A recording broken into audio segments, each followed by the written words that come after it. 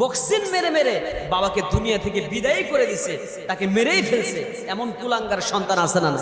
ভারতের সম্ভবত কর্ণাটক অথবা কি একটা অঞ্চল, ভারতের একটা অঞ্চল আছে, পত্রিকাতে দেখলাম, সোশ্যাল মিডিয়াতে, ফেসবুকে এসছে, আমি দেখলাম যে ওই অঞ্চলের একটা ছেলে বাবাকে বসিয়ে রেখে, বাবা বসে আছে, জমি জমা নিয়ে কেচাল লেগেছে, জমি জমার হয়তো বন্টনের সময় পারিবারিক কেচাল হয় না, দ্বন্দ্ব হয়, এই সময় বাবাকে দুই হাত দিয়া মনে হয় বক্সিন মেরে মেরে বাবার মুখে, শরীরে, আমি ভিডিওটা দেখেছি, বক্সিন মেরে মেরে বাবাকে দুনিয়া থেকে বিদায় করে দিছে, তাকে মেরেই ফেলছে, এমন কুলাঙ্গার সন্তান আছে না?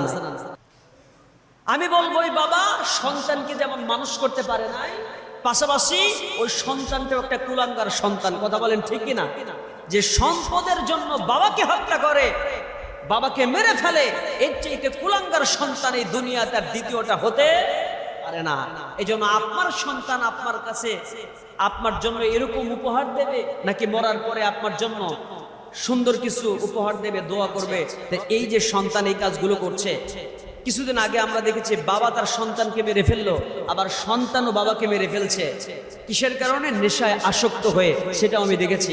গতকালে আমি আমার জীবন থেকে বলি, আমি রাত্রিতে এশার নামাজের পর আমি যখন আমার এলাকা থেকে বটতলার দিকে আমি থাকি, যেহেতু এদিকে আসছি, একটা ছেলে, খুবই ভালো ছেলে, ভদ্র ছেলে, দেখি পড়ে গিয়ে কাদার ভিতরে পড়ে গেছে, প্যান্টের সাথে ময়লা যুক্ত হয়ে আছে, দাঁড়ায় কথা বলতে পারতেছে না, আবল তাবল কথা বলতেছে।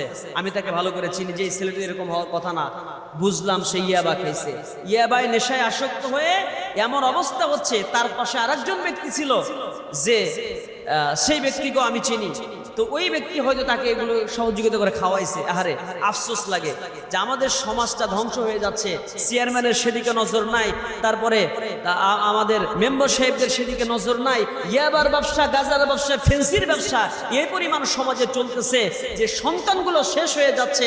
আর এই সন্তানগুলো গাজার টাকা না পাওয়ার কারণে, হেরোইনের টাকা না পাওয়ার কারণে বাবাকে গিয়ে আঘাত করে, বাবাকে গিয়ে বিভিন্ন ধরনের প্রেশার ক্রিয়েট করতেছে। বলেন ঠিক না?